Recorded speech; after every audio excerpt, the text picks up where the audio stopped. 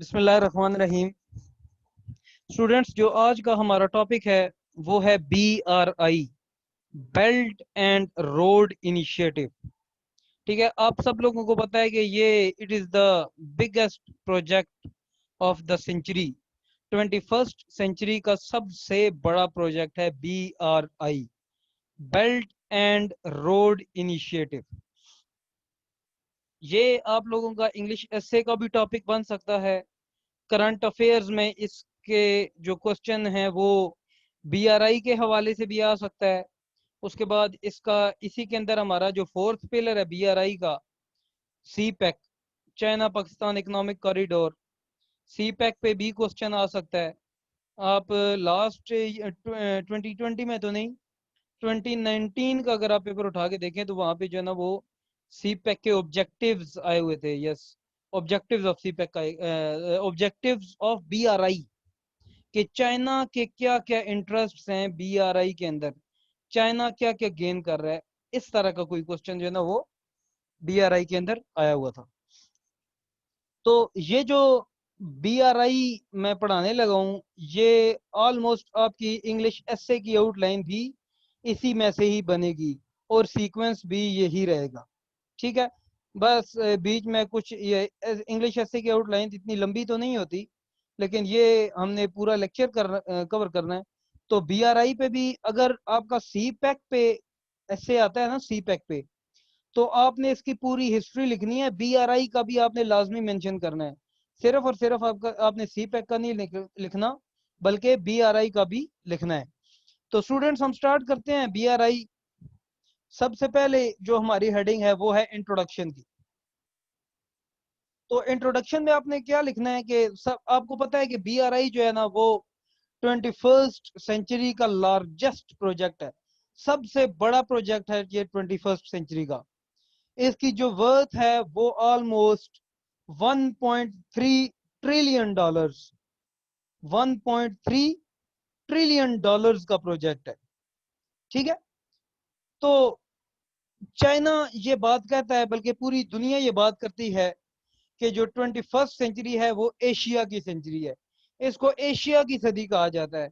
और इसकी जो मेन वजह है वो क्यों इसको एशिया की सदी कहा जाता है, क्योंकि पूरे पूरी दुनिया का जो ट्रेड है, जो वर्ल्ड ट्रेड है, वो यूरोप से एशिया की तरफ शिफ्ट हो जाएगा। वैसे पूरी जो दुनिया का ट्रेड है वो यूरोप में से होता है ना, आप सब लोगों को पता है। तो अभी BRI के बनने से, क्योंकि आप लोगों को ये पता है कि ये सिल्क रूट वगैरह, उसके बाद पूरे एशिया को सेंट्रल एशियन रिपब्लिक्स, ठीक है, वो आ जाएंगे, मिडल ईस्ट आ जाएगा, उसके अलावा चाइना है। मतलब कि जो एशियन रीजन सारा है उसमें साउथ ईस्ट एशिया भी आता है, साउथ एशिया भी आता है और सेंट्रल एशिया भी आता है। एशियन रीजन सारे का सारा वो जो है ना वो BRI के अंदर है। उसके बाद इसको कनेक्ट किया जाएगा यूरोपियन कंट्रीज के साथ, स्पेशली रशिया है। उसके बाद यूरोपियन यूनियन का जो इटली है, इटली के साथ इसको कनेक्ट किया जाएगा। तो BRI के जरिए जो है ना वो सारा का सारा जो वर्ल्ड ट्रेड है वो शिफ्ट हो जाएगा फ्रॉम यूरोप टू एशिया। तो इसलिए 21st सेंचुरी को सेंचुरी ऑफ एशिया कहा जाता है। 2012 के अंदर चाइनीज प्रेसिडेंट शी जिनपिंग, उन्होंने सेंट्रल एशियन कंट्री किर्गिजिस्तान और ताजिकिस्तान का विजिट किया और वहां पे सबसे पहले ये इनिशिएटिव लिया गया। सबसे पहले इस BRI की अनाउंसमेंट जो है वो किर्गिजिस्तान और ताजिकिस्तान में 2012 के अंदर चाइनीज प्रेसिडेंट ने इसको अनाउंस किया था। और उसको नाम क्या रखा गया था उसका? Revival of ancient ancient silk route, के जो पुराना सिल्क रूट है उसका रिवाइवल। ठीक है, सब लोगों को समझ आ गई है यहां तक? एक मिनट होल्ड। अच्छा, तो अनाउंसमेंट हुई revival of ancient silk route की। तो अभी हमें सबसे पहले ये देखना है कि असल में एंशंट सिल्क रूट क्या था। जो पुराना सिल्क रूट है जिसको चाइना जो है ना वो रिवाइव करना चाह रहा है, असल में वो एंशंट सिल्क रूट था क्या? ठीक है। हुआ ये कि ऑलमोस्ट आज से 3000 2500 3000 साल पहले चाइना के अंदर हैन डायनेस्टी, HAN, हैन डायनेस्टी रूल करती थी। ठीक है, हैन डायनेस्टी की हुकूमत थी। मैं ये कमेंट में लिख देता हूं, हैन डायनेस्टी, HAN। हैन डायनेस्टी रूल करती थी चाइना के ऊपर आज से तकरीबन 2500 3000 साल पहले। और उन्होंने एक्चुअली इस एंशंट सिल्क रूट की बुनियाद रखी थी। आज से तकरीबन 2500 3000 साल पहले चाइना के ऊपर हैन डायनेस्टी रूल करती थी और उन्होंने एंशंट सिल्क रूट की बुनियाद रखी। हैन डायनेस्टी का खात्मा हुआ, उसके बाद चाइना के अंदर हैन डायनेस्टी के बाद टैंग डायनेस्टी आई, TANG, Tang dynasty. Tang dynasty आई तो उन्होंने इसी प्रोजेक्ट को आगे कंटिन्यू किया और सिल्क रूट को मुकम्मल तौर पे बना दिया। तो ये जो एंशंट सिल्क रूट था, ये रोड प्रोजेक्ट था। ये जो है ना ये एक जमीनी रास्ता था, बाय रोड थी, जिसने चाइना को उस वक्त के भारत, इंडिया अभी है, पहले भारत था ये सब कॉन्टिनेंट, भारत को, पर्शिया को, मिडल ईस्ट, ग्रीस, यूनान, इटली और सेंट्रल एशियन स्टेट्स जितनी भी हैं, वो एंशंट जो सिल्क रूट था वो इसको कनेक्ट करता था। कौन कौन से कंट्रीज कनेक्ट होते थे? China, Bharat, Persia, Middle East, Greece, Italy और सेंट्रल एशियन स्टेट्स। ये इन सब स्टेट्स को ये सिल्क रूट कनेक्ट करता था। अब एक क्वेश्चन एक ये भी आता है कि इसको सिल्क रूट का नाम क्यों दिया गया? कोई और भी नाम रखा जा सकता था। Why it was named as silk route? ये सब आप लोग ये सब बात जानते होंगे कि जो सिल्क था, सिल्क जो आपकी कमोडिटी है, एक ऑब्जेक्ट जो है सिल्क, रेशम, सिल्क चाइना का सबसे बड़ा एक्सपोर्टिंग कमोडिटी था। चाइनाज लार्जेस्ट एक्सपोर्ट था सिल्क। तो इस रूट से मेनली जो है वो सिल्क की एक्सपोर्ट की जाती थी टुवर्ड्स द होल वर्ल्ड। पूरी दुनिया के अंदर इस रोड के जरिए जो है ना, इस रूट के जरिए सिल्क की एक्सपोर्ट की जाती थी। इस वजह से इस सिल्क के नाम के ऊपर इसका नाम सिल्क रूट रख दिया गया। ठीक है। उसके बाद फिर आहिस्ता आहिस्ता सबसे पहले सिल्क की एक्सपोर्ट होती थी। उसके बाद आहिस्ता आहिस्ता इस रूट के जरिए टी, स्पाइसेस जो आपके होती हैं, उनको जो है ना वो चाइना से पूरी दुनिया के अंदर ट्रेड उनका शुरू हो गया। उसके बाद एंशंट सिल्क रूट के अंदर सी रूट भी थे जो कि ट्रेड पर्पस के लिए यूज किए जाते थे। ठीक है। रोडवे के साथ साथ सी रूट्स भी थे। तो जो एंशंट जो सिल्क रूट था वो लैंड और मैरी टाइम रूट दोनों को, उसको कहा जाता land and maritime route, कि लैंड रूट भी था और मैरी टाइम जो सी रूट था, सी रूट भी था।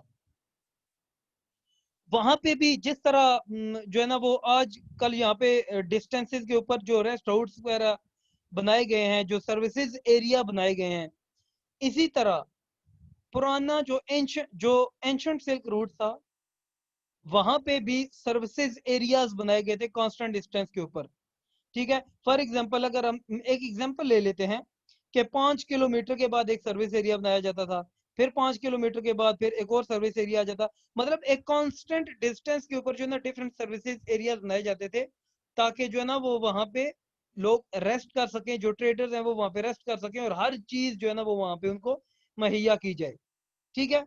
उसके बाद knowledge, ideas, science, art, technology, culture वगैरह, इन सब चीजों का जो है ना वो वहां से एक जगह से दूसरी जगह ट्रांसफर स्टार्ट हो गया।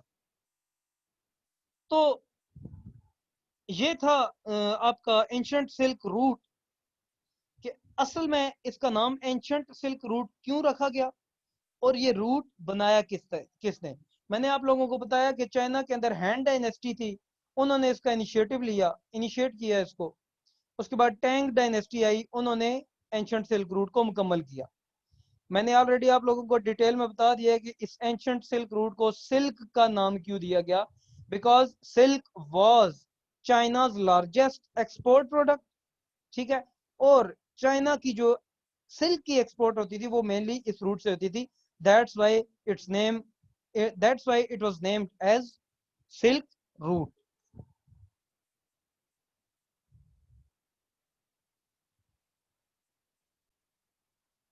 अब हम थोड़ी सी बीआरआई की हिस्ट्री डिस्कस कर लेते हैं। यहाँ पे लिखा हुआ है history of OBOR, one belt one road. OBOR, OBOR, ये सारे अपने पास नोट कर लें इसको। वन बेल्ट वन रोड का नाम जो है वो दिया गया, कि सी रूट भी है और लैंड रूट भी है, वन बेल्ट वन रोड। तो जो बीआरआई का जो पहले नाम था वो था ओबोर, वन बेल्ट वन रोड। लेकिन कुछ ऐसी वजूहात आई, चाइना को काफी रिजर्वेशंस का सामना करना पड़ा, because of America, because of European countries, ठीक है, बिकॉज ऑफ इंडिया।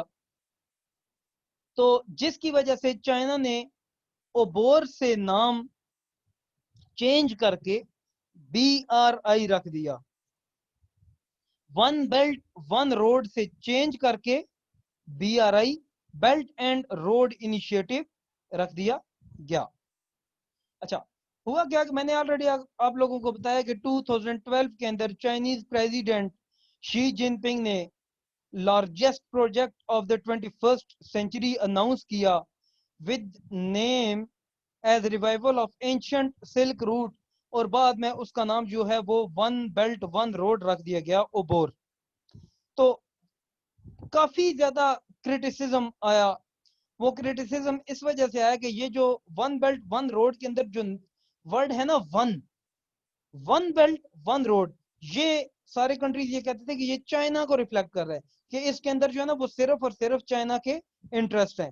ह्यूज जो क्रिटिसिज्म आया वो यूरोप की तरफ से आया, ठीक है, और mainly United states of America, उसकी तरफ से जो ना वो आया क्रिटिसिज्म।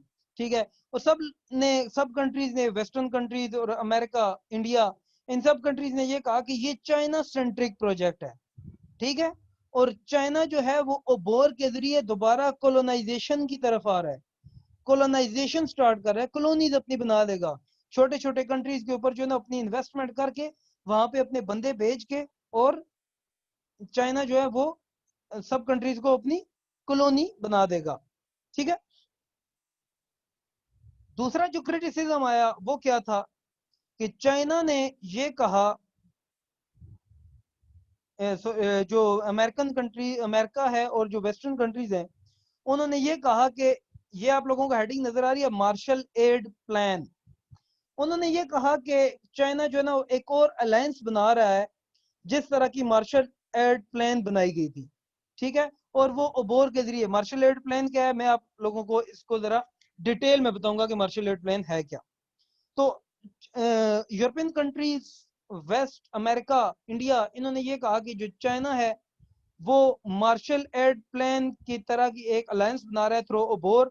ठीक है, और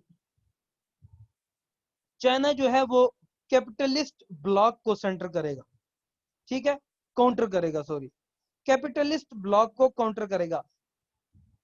कोल्ड वॉर में आप लोगों ने पढ़ा होगा, ये जिसने आईआर पढ़नी है वो पढ़ेगा, कोल्ड वॉर हुई थी जो ऑलमोस्ट 45 टू 46 ईयर्स चली थी।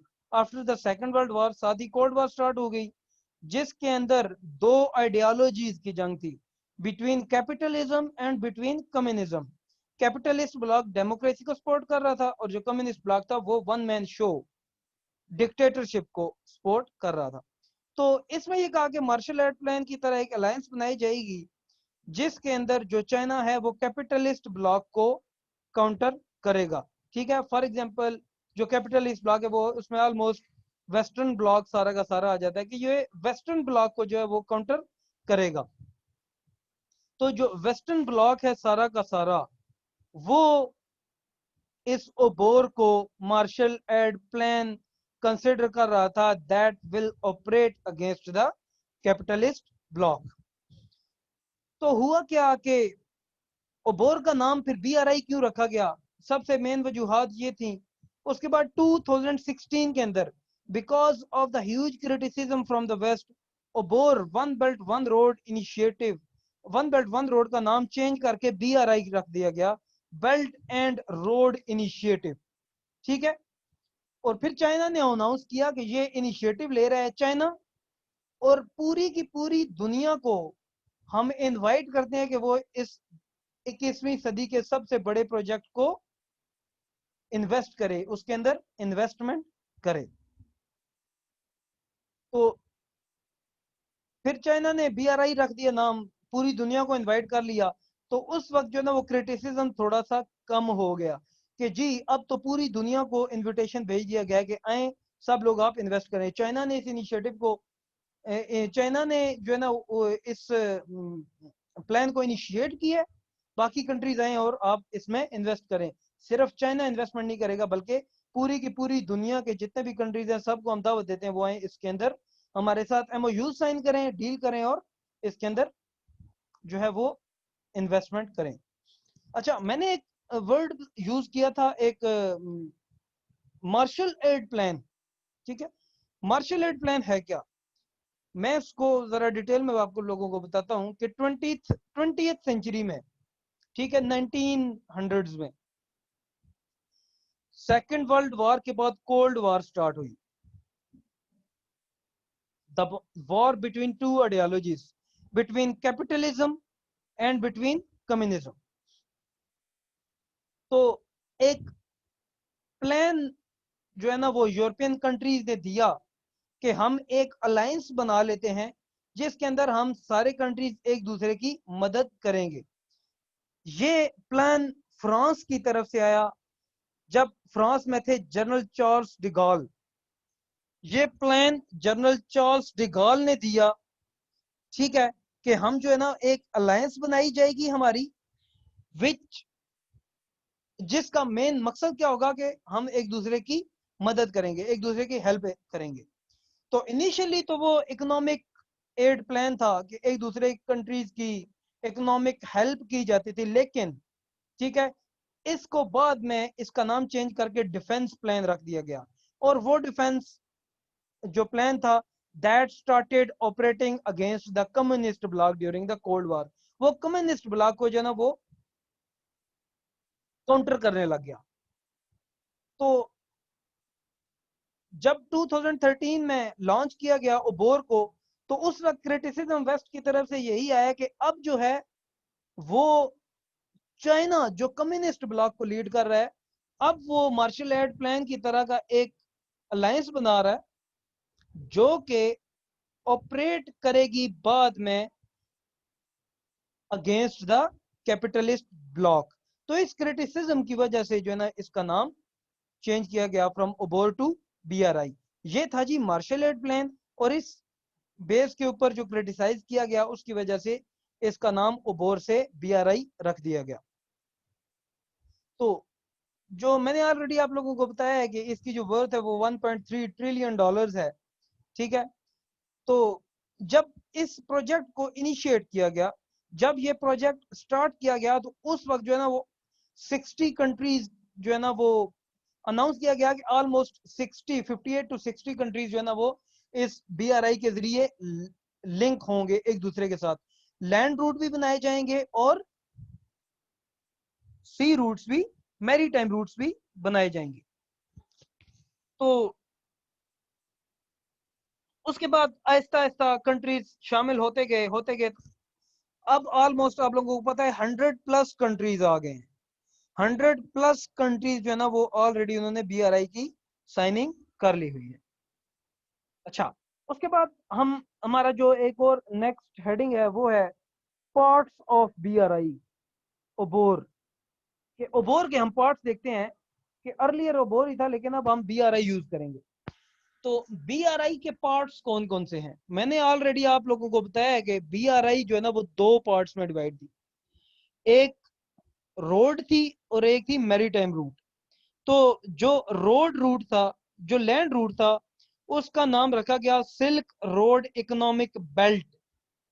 ठीक है, सिल्क रोड इकोनॉमिक बेल्ट, इसको SREB लिखते हैं, सिल्क रोड इकोनॉमिक बेल्ट। जबकि इसका दूसरा पार्ट था the 21st century maritime silk route. ठीक है, एक आ गया सिल्क रोड इकोनॉमिक बेल्ट जो लैंड रूट था, एक है maritime silk route that will be a sea route. ठीक है, तो ये जो यहाँ पे one belt one road, one मैंने ऑलरेडी आप लोगों को बताया कि ये चाइना को रिफ्लेक्ट करता था according to the European countries. तो यहाँ पे जो वन बेल्ट वन रोड के अंदर जो वर्ड यूज हुआ है belt, that reflects the land root. जो बेल्ट है ये रिफ्लेक्ट करता है लैंड रूट्स को, और जो रोड है और रोड वो रिफ्लेक्ट करता है मैरीटाइम सिल्क रूट्स को। ठीक है, तो अभी इसका नाम चेंज किया गया बेल्ट एंड रोड इनिशिएटिव। तो इसके अंदर भी जो वर्ड है ना belt, that reflects the sea route, और जो सॉरी जो बेल्ट है that reflects the land route, and जो रोड है और वो आपका रिफ्लेक्ट करता है सी रूट्स को। 2016 में 100 से ज्यादा एग्रीमेंट साइन हुए BRI के जरिए विद द होल वर्ल्ड। ठीक है, तो जो इवन जो मेन यूरोपियन कंट्रीज थे, जिसमें इंग्लैंड आ जाता है, इटली आ जाता है, इन्होंने भी तो इंग्लैंड ने 2017 में साइनिंग की, इटली ने रिसेंटली आई थिंक 2019 के अंदर साइनिंग की। ठीक है, तो जो एग्रीमेंट था ना बिटवीन इंग्लैंड एंड चाइना, वो एग्रीमेंट ये था कि 7500 माइल्स की एक रेलवे ट्रैक बनाया जाएगा। ठीक है, जो कि BRI के जरिए चाइना बना के देगा इंग्लैंड को 7500 माइल्स का रेलवे ट्रैक। ठीक है,